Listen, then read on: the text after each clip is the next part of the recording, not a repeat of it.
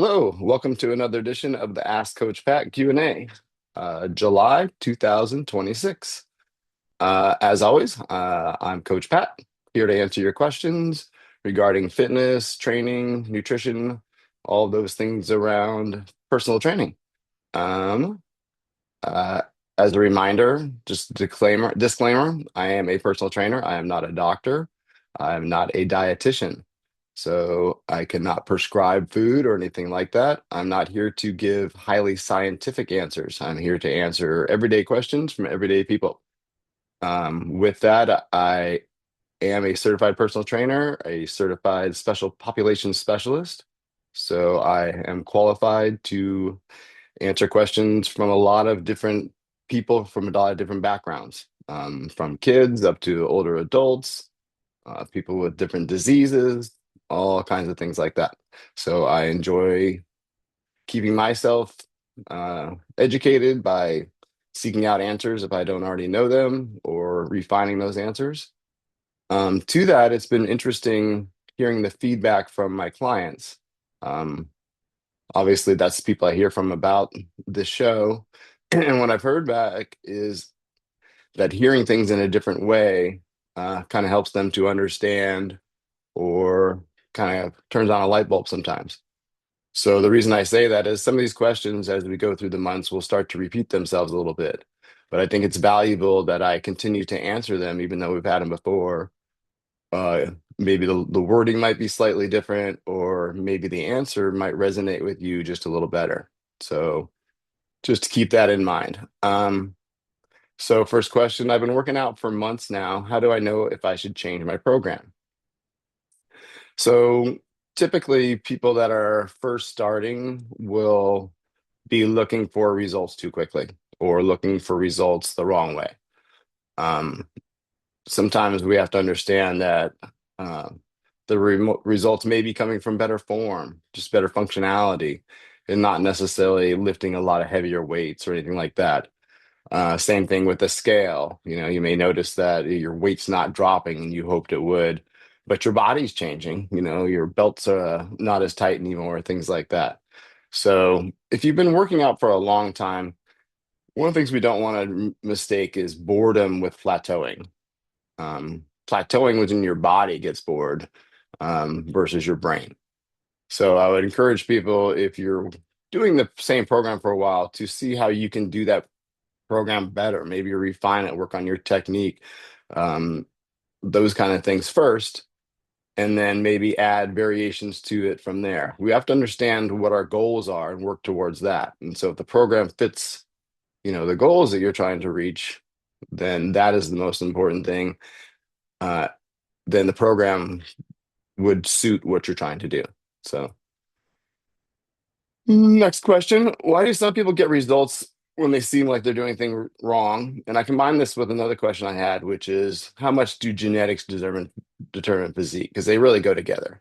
Um, I think one of the things I always, I say as a coach is I can't make a slow person fast. I can make a fast person faster, a slow person faster, but I can't make a slow person fast. You are limited tremendously by your genetics. Um, One of the stories I like to tell is my roommate in college. We both worked out together, and the funny thing is we had very different bodies. We were, similar height, and he's a couple inches taller than me. Um, but the way he was built, he had a, you know, stereotypical, kind of cartoonish character, superhero chest, and had kind of skinny legs, and people would make fun of him about that. Hey, you should work your legs more, stuff like that.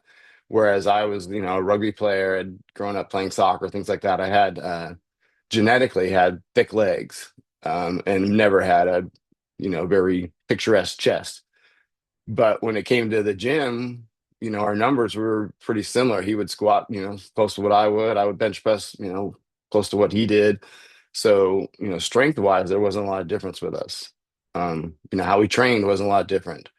But the results that we had, you know, from a starting point, number one, but even beyond that, the results that we got were different. And so understand that, you can only compare yourself to yourself. And so that's where your, you know, results or progress should be measured, within yourself. Next question. Should teenagers lift weights different than adults?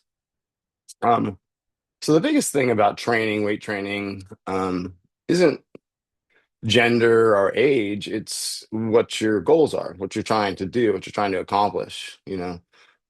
Sports specific training would be a good example. A lot of teenagers, are training to play sports. So, if you're there to do well in basketball, that may be a little bit different than someone that's trying to do well in shot put.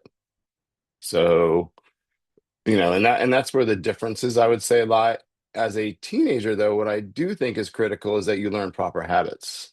I've told the story before that I was lucky to fall into good hands when I first started lifting weights. So I started off with good form, and then learned good form later on when I, started studying it. But the reality was that I was lucky enough to have good form to begin with, and then didn't have bad habits. Sometimes when it comes to training people, I would rather train someone that's never trained before than someone that already has trained for a while without proper guidance. So it's much easier for me to take a raw canvas than to try and retrain somebody that already perceived this to be a proper way when it's not. So when it comes to teenagers, I think it's very critically important that they learn the proper way, you know, as a starting point to their, healthy career, or, you know, their athletic career, or even just, towards life. The next question. If I'm getting stronger, but the scale isn't changing, should I be happy or worried? So, by definition, if you're getting stronger and the scale's not changing, then you're getting smaller.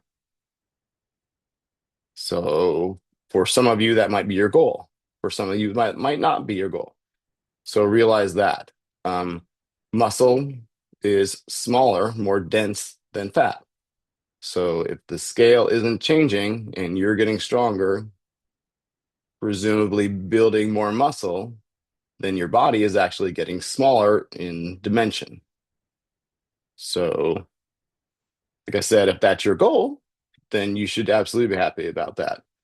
Um, if you're trying to lose weight, then certainly that's not a bad thing, but you need to reduce your calorie intake, uh, increase your calorie output to cause your weight to go down. And that's a simple measure of that. As you do that, it gets harder, though, to continue to build strength or muscle mass. So it's a balancing act. Speaking of balance, next question. Can you get too old to improve your balance? I've talked about this before. A short answer obviously is no. You can never get old to improve anything. Um, I will caveat that with sometimes with, say, my older clients, if they've gotten 15 years older and they haven't lost any strength, that's a win, in my book. And they don't necessarily have to be stronger today at 75 than they were at 60 for me to consider that progress. So when it comes to balance, balance is strength, and that's why I say all this. Now, that being said, I watched a program the other day that was on the internet about a senior parkour class in, I believe it was Singapore. And a fantastic idea. The thing about parkour isn't necessarily, you know, being successful in your attempts at these different tricks. It's about not hurting yourself when you're not. So when they fall, how do you fall properly or absorb that impact? Um, Kind of like in judo, or myself as a wrestler, we learn how to fall. So, or, able to absorb that and not get injured, but also end up in the position we want to roll with it, so to speak. Um, so how that applies to weight training or physical training, the best exercise to simulate falling is a lunge, because you're catching yourself as you're stepping forward and falling on that leg. Now, there are many progressions or steps in the progressions for a lunge. Um, for instance, a split squat. With a split squat, we can start at the bottom position. So we're not actually falling, we're at the bottom of catching yourself. And for someone that's limited, we can create limitations or assistance with that split squat to make it easier in the progression. So we can put pads underneath the knee, give your body something to hold. Same thing when we're squatting or sitting to stand, as a lot of people call it now. You know, um, start in the sitting position and we stand up. And the price of failure with that is you just sit back down. So training that way so that we're, you know, mitigating any chance of injury or lack of control, but also doing exercises that are dynamic. A lot of older people will go to the gym and only use machines because it's on a strict path, but they will probably benefit more from doing free weights or unstable things in a protected manner. So that's where a trainer can come in and help to mitigate the potential injury by showing the variations or progressions, as we call it, for different exercises. So it's never too late. I'll tell my mother or anybody else's mother, make sure you're lifting weights, make sure you're training, and those body weight training exercises are probably the most valuable. Next question. Do fitness trackers actually make people healthier or just make us obsessed with numbers? I had a funny story. I was talking to a friend of mine the other day, and he was looking at his heart rate. And what he told me is that he always stops exercise if he gets to the clinical max heart rate. So generally, that's been said to be or estimated at 220 minus your age would be your maximal heart rate. And that's what you'll see on the gym at the gym. We see like on the elliptical trainers and things like that. They'll have a band with the target heart rates, and that's based off of that. So if you look at your age, it'll come down, and you want your cardio zone to be at 70% of your maximal or estimated max heart rate. So the interesting thing that he told me is when his heart rate gets to his max heart rate or perceived max heart rate, then he will stop. So basically, he's using a number on his watch to dictate when he doesn't exert any harder. And his fear was is that he would cause himself to have a heart attack because he was working above his max heart rate. So what I told him is when I go on my bike rides, if I'm in a tense spot, I look to see how high I can get my heart rate. I think the highest I've seen it is close to around 190. And in my point of view or perception, that's how you determine your health or your healthy heart. And what I told him is when you go to the doctor and get a stress test, they don't stop you when you get to a particular heart rate. They stop you when you get to a particular perceived exertion. So the point being, if you get to a point where you're having shortness of breath, you're uncomfortable, then yes, absolutely stop, slow down. But just because you hit a particular number, that's not when we stop training. Um, so that's when, they're nice to have knowledge, you know, but as far as limiting or stopping you from exercising, things of that nature, they can be a little paralyzing. It can also, if somebody it could work the other way. If I was trying saying, hey, I want to try and get to 190, and I went beyond where that's, where I should stop because my perceived exertion or I'm starting to get lightheaded, things like that, you know, that's not smart either. So we want to make sure that, we're listening to our body more than we're listening to our watch, I would say. So hopefully that answers that question. As you can tell, I'm not necessarily a huge fan of trackers. Like I said, they're interesting and fun, but they're not going to dictate my workout. What's an exercise almost everyone should stop doing, and what should they do instead? Generally, it's not so much about the exercise. Especially someone that's been working out for a long time, always try new things. I think it's valuable to work outside of a comfort area with everything in life, whether it's your brain or your body. So, that being said, there's certain exercises that I think are prone to injury or that people do poorly, and it's not the exercise's fault. The most common one for me is lateral raises. That's where you take your arms and lift them straight out to the side. Um, I see people using way too much weight, using way too much momentum. And the problem with that is the muscles that they're training are small muscles. Um, some of the smallest that anybody will typically train in the gym and or isolate, I should say. And so when you use momentum, your body swinging your hips, things of that nature, then this is true of bicep curls as well. Then the problem becomes when not so much when the weight's going up when you're starting to lift, but when you're trying to control that weight coming back down for those two exercises. That's when you have limitations and you don't know what that limitation is because you've used other parts of your body or momentum to lift them up. As far as exercises everyone should do, mobility exercises. I think understanding range of motion, the basic ones, obviously squats, um, lunges, the progressions off of those. They're the largest muscles in your body, so they're going to create the most adaptation, which is generally what people are looking for. And they cause the most adaptation with the rest of your body as far as your brain, one of the statistics I like to use when we work, your lower body. So someone that works their lower body and upper body will see more gains in their upper body than somebody that just works their upper body alone, up to 30% more. So that's the value of working large muscles for your helping, as far as hormone production and all that kind of stuff. And those are the important things that we don't necessarily see, but cause huge changes in our body. What fitness trend do you think people will laugh at 10 years from now? I have the experience being in this industry for 30 years that I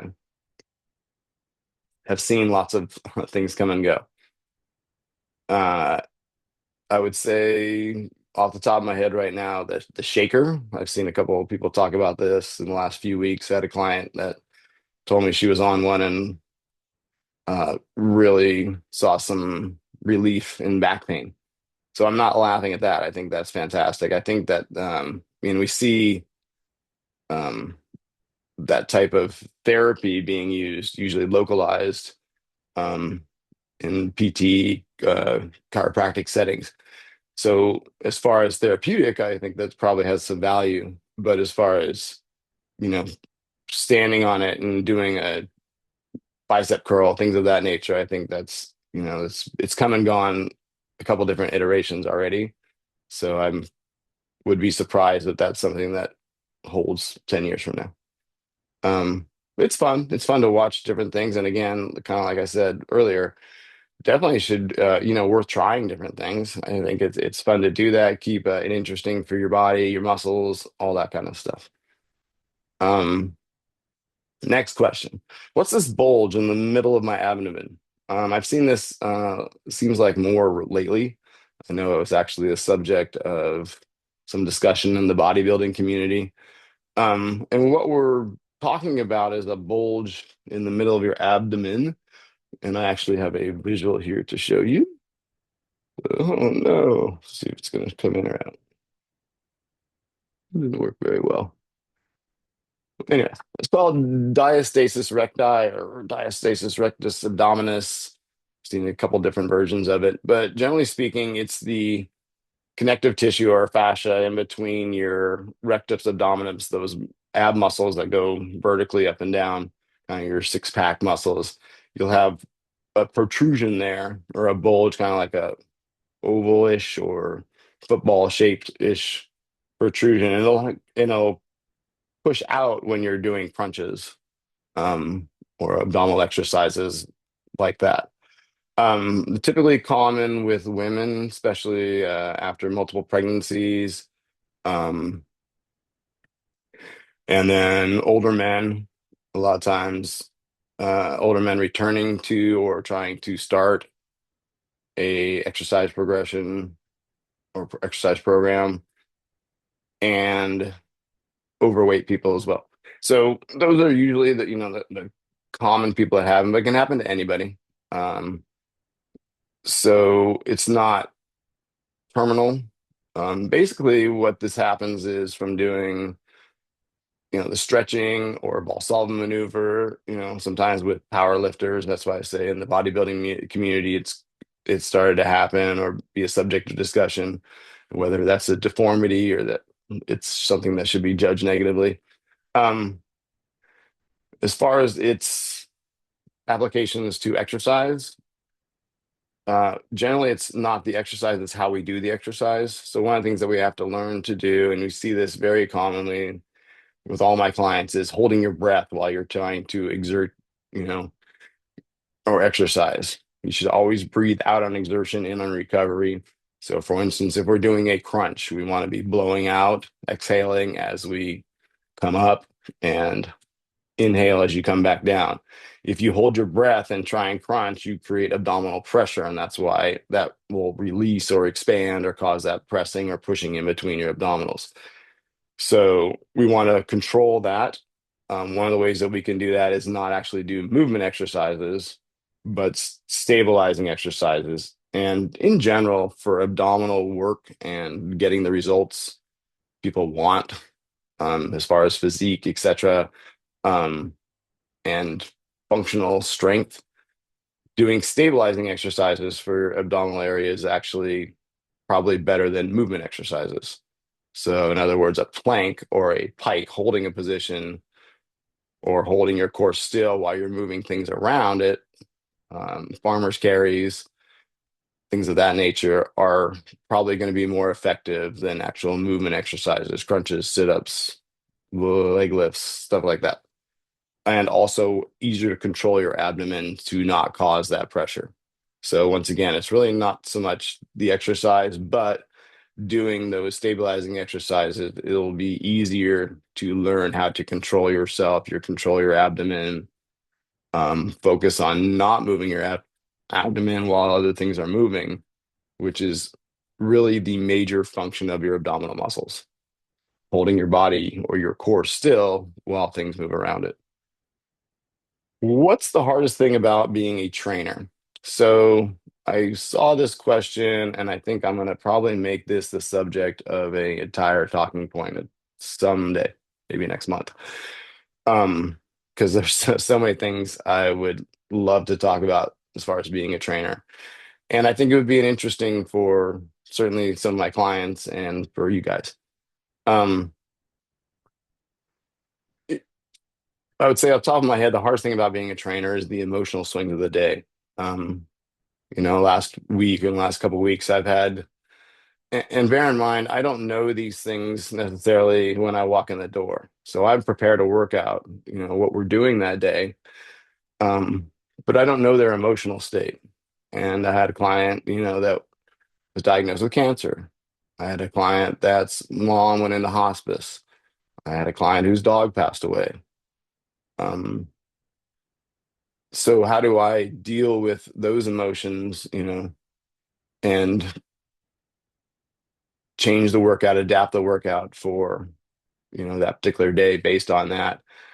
And as that workout progresses, when they're first telling me this sad news, then, they may not be ready to work very hard, kid gloves, so to speak. But then maybe their emotions change as they've thought through it. Maybe they go through the phases of grief, and maybe there's anger there and they want to get that out. And so then that may make the workout more productive. But balancing that, going through that, and then having the next client right after that. So there's no time to emotionally dump or process. Then I'm on to the next person who maybe have a fantastic day. And can't carry that weight from the previous client to the next client. So I would say that's off the top of my head the most difficult thing about being a trainer. So that's it for the questions today. Let me make sure I don't have any new ones there. So I wanted to get into the rant for this month.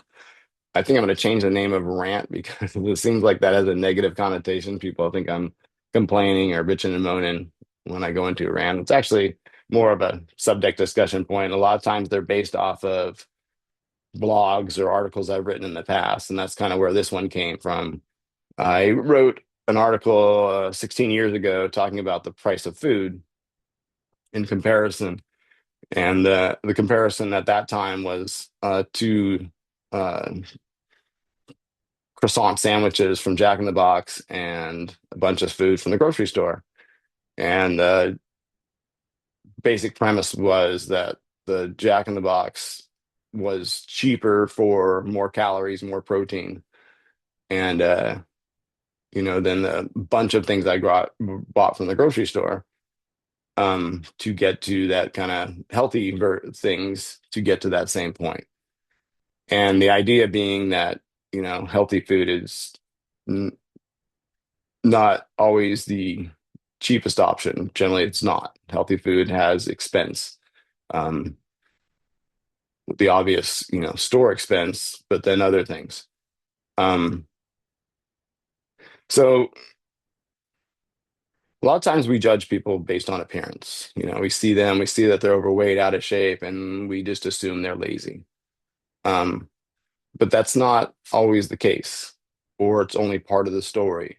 I have a client who's a partner in this big consulting firm, and we were talking about kind of the side project I'm working on and how I don't really have time for or that much time for it. And so he broke down my week, asked me how many weeks, I'm doing my training job, and you know, I do it a lot. Spend 50 plus hours a week at it, and I coach a rugby team, and so basically presented what I thought was a pretty busy schedule. And then he picked it apart and showed me, oh, we have 10 other hours a week you could spend doing this. And you realize that, different people's perspective, I consider myself very hardworking, but someone else could look at that and say, well, you got a lot of extra time that you could be doing things. So it's always relative. We have to understand that. I was lucky enough to grow up in a household where my mom cooked very healthy for us. I would say we were a solidly middle class family as far as we weren't any food struggles, no, nothing like that. She was able to go to the grocery store and buy healthy food without worrying too much about price. She was definitely conservative, not going to Whole Foods and things like that. Not that Whole Foods existed back then, but she also cooked very healthy meals for us. We had what, was at the a time, and I think still pretty healthy as far as we would have a protein, a starch, and a vegetable. And, we didn't have sodas in the house. We didn't really have chips, we had cookies, but generally speaking, not a lot of bad food for us available. So I was fortunate to grow up in that household.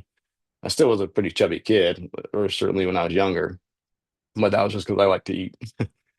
But after going off to college and becoming much more poor, I realized that some of those choices weren't so easy. Um, that's when I probably ate the worst, is when I had the least amount of money, as far as healthy wise. You made choices based on, how much volume you can get for, smallest amount of money. Didn't buy a lot of fresh vegetables. Um, the truth about it is fresh vegetables are expensive and can go bad, and so have a pretty high cost. The other cost would be, how much time people have. Um, if you're working multiple jobs, you're trying to take good care of children, you don't necessarily have time to go shopping every day. You may not have a grocery store close to you. It may not be convenient. You might not have transportation that makes it easy for you to go to the store. So all these things are factors that, into the cost of food. So we need to realize that, what one person is dealing with is not necessarily what you're dealing with. And so to judge them or consider them lazy because of what they're eating is not fair. Part of it is education. And when it comes to nutrition, quite honestly, I know a lot of very smart, very educated people that know very little about nutrition. I think that's a failure in our school systems. I think it should be a part of our elementary education, as important as any math or any other skill, but it's really not prioritized. And so we have an inability, maybe because of financial reasons or time reasons, combined with a lack of knowledge or understanding of how to eat well, with nutrition. And then that's another factor that leads to poor choices. So realizing that, the other expense is in health. So sometimes what will make the cheap choices or the inexpensive choices when we're younger end up being much more expensive in health costs later on.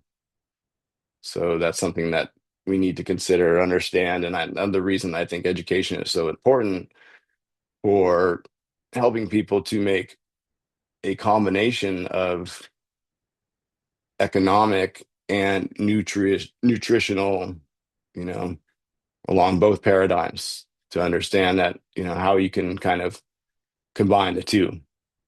And that, I think, is going to take a societal shift um, in how we educate, how we talk about, how we perceive people.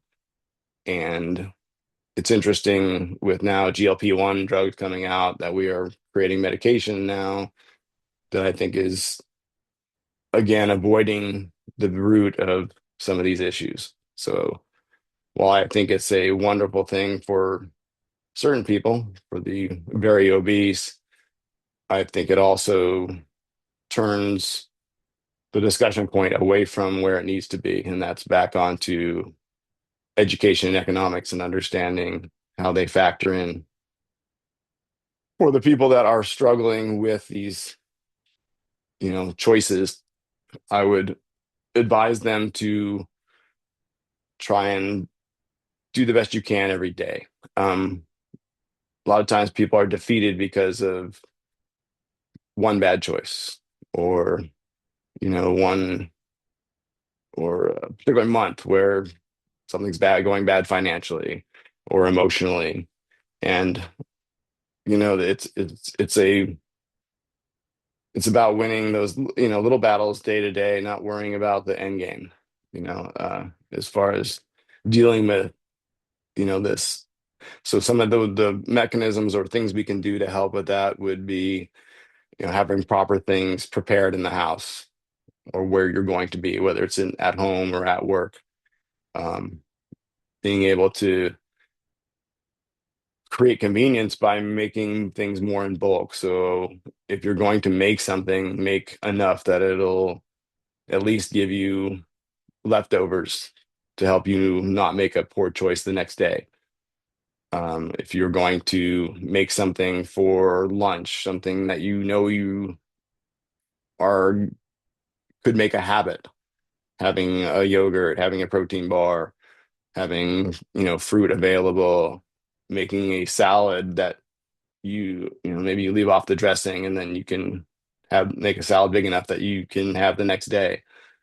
Um, Preparing chicken breast, all these things. And I realize that these are kind of best case scenarios, but they're also habits that, once you can do it once, realize maybe that it's not too much of a burden, or what a convenience it is and how much time it saves you later on. And then that might encourage you to do it again.